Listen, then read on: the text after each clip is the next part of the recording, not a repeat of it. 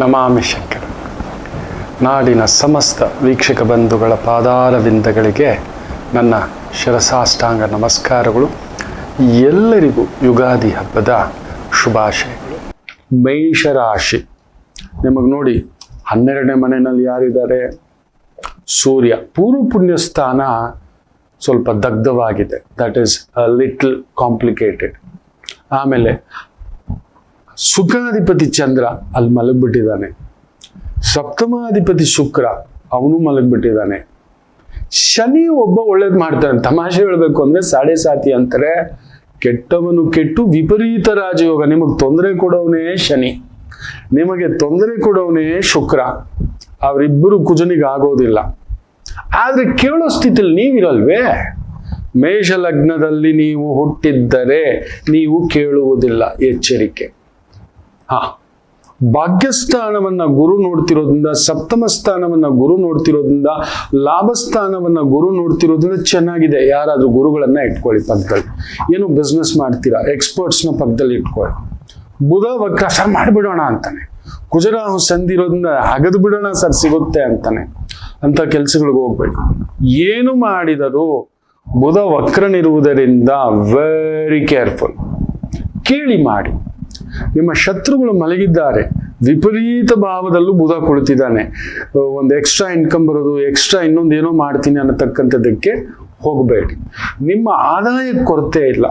ಲ್ಯಾಂಡ್ಗಳಲ್ಲಿ machinery, real estate, property development, ಈ mining, ಅರಣ್ಯ ಇಲಾಖೆ, ಪೊಲೀಸ್ ಇಲಾಖೆ, ಟೆಕ್ನಿಕಲ್ ಇಲಾಖೆ, ಇಂಜಿನಿಯರಿಂಗ್ ಇಲಾಖೆ, ಕನ್ಸ್ಟ್ರಕ್ಷನ್ ಇಲಾಖೆ, ಮೆಷಿನರಿ ಇಲಾಖೆ, ಮೆಕ್ಯಾನಿಕಲ್ ಇಂಜಿನಿಯರ್, ಆಮೇಲೆ ಫರ್ಟಿಲೈಸರ್ಸ್, ರಸಗೊಬ್ಬರ, ಹೈನುಗಾರಿಕೆ, ದುಡ್ಡು ಬಡ್ಡಿಗೆ ಬಿಡ್ತಕ್ಕಂಥದ್ದು, ಪಬ್ಬು, ಲೇವಾದೇವಿ ಈ ತರ ಮಾಡತಕ್ಕಂಥದ್ದು, ಬಂಗಾರ ಅಡವಿಟ್ಟು ದುಡ್ಡು ಕೊಡತಕ್ಕಂಥದ್ದು, ಇಂಥ ವ್ಯವಹಾರಗಳಲ್ಲಿ, ಫೈನಾನ್ಸ್ ವ್ಯವಹಾರಗಳಲ್ಲಿ, ಪ್ರಾಪರ್ಟಿ ಲೋನ್ಸು, ಫಂಡಿಂಗ್ ಈ ಥರದ್ದು ತೊಡಗಿಸ್ಕೊಂಡಿದ್ದೀರಾ. Real estate ಲೇವಾದೇವಿಗಳಲ್ಲಿ ತೊಡಗಿಸ್ಕೊಂಡಿದ್ದೀರಾ. ಒಳ್ಳೆ ಒಂದು ದುಡ್ಡು ಕಾಸು ವ್ಯವಸ್ಥೆ ಮಾಡತಕ್ಕಂಥದ್ದು ಇರುತ್ತೆ. ಒಂದು ರೀತಿ ವಿಪರೀತ ರಾಜಯೋಗದ ಒಂದು ಭಾವವನ್ನ ಈ ಒಂದು ವರ್ಷ ಯುಗಾದಿ ಸಂವತ್ಸರ ಮೇಷರಾಶಿಗೆ ತೋರಿಸ್ತದೆ. ಎಲ್ಲರೂ ನಿಮ್ಗೆ ಶನಿ 12ನೇ ಮನೆ, ಗುರುಬಲ ಇಲ್ಲ, ಹಾಗೆ ಹೀಗೆ ಅಂತ ಹೇಳ್ತಿರ್ತಾರೆ. ನೋಡಿ, ನಮ್ಗೆ ಏನೇ ಬರಬೇಕು ಅಂದ್ರೂ 7ನೇ ಮನೆ, 11ನೇ ಮನೆ, 9ನೇ ಮನೆ ಚೆನ್ನಾಗಿರ್ಬೇಕು. ಅದೇ ಕೊಡೋದು ಭಾಗ್ಯಂ. ನಾನ್ ಗಟ್ಟಿ ಇರ್ಬೋದು, ಬಟ್ ಎದುರುಗಡೆ ಅವ್ರು ಗಟ್ಟಿ ಇಲ್ಲ ಅಂದ್ರೆ ಹೋಯ್ತು. ನಾನು ಗಟ್ಟಿ ಇಲ್ಲದಿದ್ರು ಎದುರುಗಡೆ ಸರ್ ನೀವು ಕೊಟ್ಟಿದ್ರಲ್ಲ ದುಡ್ಡು ಇಟ್ಕೊಳ್ಳಿ ಅನ್ನೋದು, ಸರ್ ನೀವು ಬನ್ನಿ ನಮ್ಮ ಜೊತೆ ನೀವು ಕೂತ್ಕೊಳ್ಳಿ ಸಾಕು, ಮಿಕ್ಕದ್ ನಾವು ನಡೆಸ್ತೀವಿ ಅನ್ನೋದು. ರಾಶಿಯಾಧಿಪತಿಯ ಪ್ರಬಲವಾಗಿದ್ದಾನೆ, ಬಟ್ ವಿಪರೀತ ಧನದ ಆಸೆಗೆ ಶಾರ್ಟ್ಕಟ್. ಈ ರೇಸು, ಜೂಜು, ಸಟ್ಟ, ಬಾಜಿ, ಪಬ್ಬು, ಕ್ಲಬ್ಬು, ಸ್ತ್ರೀಯರಿಗೆ ಸಂಬಂಧಿತ ಒಂದು ಭೋಗದ ವಸ್ತುಗಳ ಒಂದು ಲಾಲಸೆ, ಈ ಥರದ್ದು ಅನೈತಿಕತೆಯ ವ್ಯವಹಾರಗಳಿಗೆ ಹೋದ್ರಿ ಸುಟ್ಟಾಕೋಬಿಡ್ತೀರಿ. ಯಾಕಂದ್ರೆ ಸಾಡೆ ಸಾತಿ ಶನಿ ಮುಳುಗಿದ್ದರೂ ಕೂಡ ನೋಡ್ತಾ ಇದ್ದಾನೆ ಜರ್ರ ಅಂತ ಹತ್ತಲಿಕ್ಕೆ. ತಲೆ ಮೇಲೆ ಕೂತಿದ್ದಾನೆ, ನೆನ್ಪಿಟ್ಕೊಳ್ಳಿ. ಏನ್ ಗೊತ್ತಾ, ಚೆನ್ನಾಗಿ ನಮಗ್ ಬಂದಾಗ ನಾವು ಏನ್ ಮಾಡ್ಬಿಡ್ತೀವಿ, ಸರಿ ಸ್ವೀಟ್ ತಿನ್ಬಿಟ್ಟು ಶುಗರ್ ಎಲ್ಲ ಡಮಾಲ್ ಡಿಮಿಲ್. ಉಗಾದಿ ಹಬ್ಬ ಬಂದಿದೆ ಅಲ್ವಾ, ಚೆನ್ನಾಗಿ ಹೋಳಿಗೆ ತಿನ್ನು, ಅದು ತಿನ್ನು, ಇದು ತಿನ್ನು ಎಲ್ಲ ಆಗ್ಬಿಡುತ್ತೆ. ಎಚ್ಚರಿಕೆ. ಸರಿ ಕುಡಿದ್ಬಿಡೋದು, ಸರಿ ತಿನ್ಬಿಡೋದು, ಏನೂ ಆಗಲ್ಲ ಬಿಡು. ನಮಗೆ ಹೆಚ್ಚು ಅಧಿಕಾರ, ದುಡ್ಡು, ಪದವಿ, ಪ್ರತಿಷ್ಠೆ, ದುಡ್ಡು ಇದೆಲ್ಲ ಬಂದಾಗ ತುಂಬಾ ಮೈ ಮೇಲೆ ಪ್ರಜ್ಞೆ ಇರಬೇಕು. ಅದಕ್ಕೆ ಪಕ್ಕದಲ್ಲಿ ಒಂದು ಗುರುಗಳನ್ನ ಇಟ್ಕೊಳ್ಳಿ, ಒಂದು ವೈದಿಕರನ್ನ ಇಟ್ಕೊಳ್ಳಿ. ನಿಮಗೆ ಗೊತ್ತಿಲ್ಲ, ನಮಗೆ ಗೊತ್ತಿಲ್ಲ, ಒಬ್ಬ ಪ್ರಸಿದ್ಧ ವ್ಯಕ್ತಿಗಳು, ಅವ್ರ ಹಿಂದ್ಗಡೆ ಒಂದು 60ರಿಂದ 100 ಜನ ವೈದಿಕರು ಇರ್ತಾರೆ. ಒಂದು 10-15 ಜನ ಜ್ಯೋತಿಷ್ಯರು, 10-15 ಜನ ಲಾಯರ್ಸ್, 10-15 ಜನ chartered accountants, business experts, technical expert. ಕಡಿಮೆ ಅಂದ್ರೂ 100 ಜನರನ್ನ ವರ್ಷಕ್ಕೆ 100 ಕೋಟಿ ಇಟ್ಟು ಸಾಕ್ತಾರೆ, ನೀವು ನಂಬೋಲ್ಲ. ಅದಕ್ಕೆ ಆತ ಕಡಿಮೆ ಅಂದರೂ ಒಂದು 10,000 ಕೋಟಿ ಮೇಲೆ ಬಿಸ್ನೆಸ್, 10 ಲಕ್ಷ ಕೋಟಿ ಮೇಲೆ ಬಿಸ್ನೆಸ್. ಗುರುಗಳೇ ಇದೆಲ್ಲ ಕೇಳ್ತಾರೆ. ಬಂದ್ ಗುರುಬಲ ಇದೆಯಂತ ಗುರುಗಳನ್ನು ಕೇಳ್ತಾರೆ. ಲಕ್ಷಗಟ್ಲೆ ಫೀಸ್ ಅಲ್ಲ, ಕೋಟಿಗಟ್ಲೆ ಕೊಟ್ಟಿಟ್ಕೊಂಡಿರ್ತಾರೆ.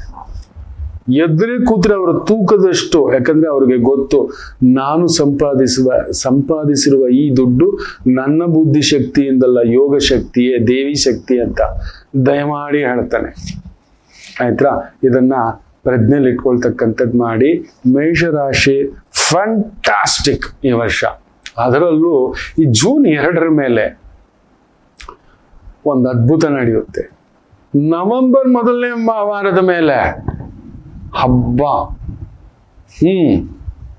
ಗೋದಾವರಿ ಪುಷ್ಕರ ಬರುತ್ತೆ. ಆಯಿತು ಅಂದರೆ ಗಂಗಾ ಸ್ನಾನ ಮಾಡಿ ಬನ್ನಿ. ಮೇಷರಾಶಿಯವರು ಗಂಗಾ ಸ್ನಾನ. ವಿದ್ಯಾರ್ಥಿಗಳಿಗೆ ಚೆನ್ನಾಗಿದೆ, ರೈತರಿಗೂ ಚೆನ್ನಾಗಿದೆ, ಎಂಟರ್ಟೈನ್ಮೆಂಟ್ ಇಂಡಸ್ಟ್ರಿಯವ್ರಿಗೂ ಚೆನ್ನಾಗಿದೆ, ಎಲ್ಲ ರಂಗದವ್ರಿಗೂ. ಮೇಷರಾಶಿಯವ್ರಿಗೆ ಇಂಥದ್ದು ಅನ್ನೋದೇನು ಇಲ್ಲ. ಸ್ವಲ್ಪ ವಿಪರೀತ ಖರ್ಚು ಇಟ್ಟಿರ್ತಾನೆ ನಿಮ್ಮ ಭೋಗಕ್ಕೆ.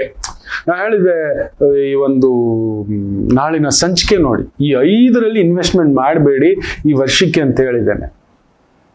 ಹೇಗೆ ಇನ್ವೆಸ್ಟ್ಮೆಂಟ್ ಮಾಡಬೇಕು, ಮನಿ ಮ್ಯಾನೇಜ್ಮೆಂಟ್. ಯಾಕಂದ್ರೆ ಪರಾಭವ ಸಂವತ್ಸರ, ಗುರು ಬಂದು ಬುಧನ್ ಮನೆಯಲ್ಲಿ ಕುಳಿತಿದ್ದಾನೆ.